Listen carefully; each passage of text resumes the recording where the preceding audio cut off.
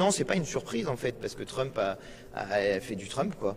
Et Kamala Harris a fait je sais pas quoi, du Hollande, quelque chose comme ça. Et ça donne un résultat à la fin qui est celui qu'on a sous les yeux. Et il y a une inquiétude aussi en France que certains veuillent suivre cette voie à gauche, c'est-à-dire une voie molle, une voie souple, qui à la fin amène l'extrême droite au pouvoir. Et on peut pas tolérer ça en France. Donc il va falloir se réveiller et se réveiller dur là. C'est très inquiétant.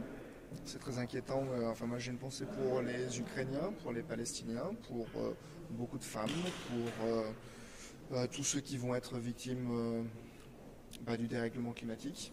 Donc là, c'est quand même quelque chose d'assez terrible. Et puis, effectivement, pour moi, depuis juillet, et puis la tentative d'assassinat et cette image qui était d'une force assez terrible, avec Trump le bras levé et l'oreille en sang, envoyait un message qui était assez terrible. Et puis bon, je crois que Kamala Harris est arrivée beaucoup trop tard.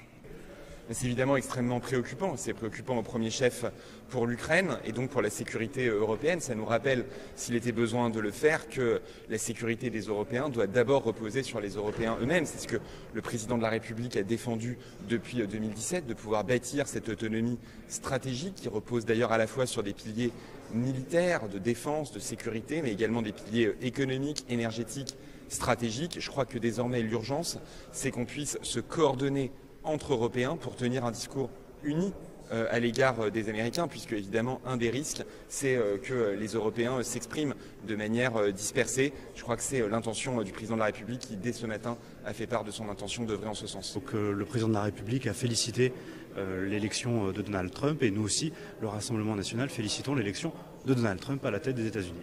Est-ce que c'était le candidat que vous souteniez ? Vous dire que, en effet, sur certains points, il y avait des accroches avec Donald Trump, évidemment. Mais nous sommes avant tout français. On a toujours dit qu'on ne voulait pas faire d'ingérence et qu'on n'appréciait pas non plus les ingérences étrangères en France. Donc on a laissé libre cours à la démocratie aux États-Unis. On n'est pas là pour s'exprimer ou pour choisir. On peut avoir des points d'acquaintance, mais on a tenu véritablement, et ça a été la position ce matin rappelée par Marine Le Pen et Jordan Bardella, de laisser les Américains décider de leur destin. Est-ce que c'est une bonne chose, Est-ce que c'est une bonne chose pour la France? Est-ce qu'il n'aurait pas mieux fallu Kamala Harris que le président des États-Unis plutôt que Donald Trump? Écoutez, c'était la même question par rapport avec Joe Biden. Moi, je ne suis pas convaincu, comme Jean-Philippe Tanguy le dit régulièrement, que nous ayons des amis à Washington. Il faut toujours se méfier du grand frère américain.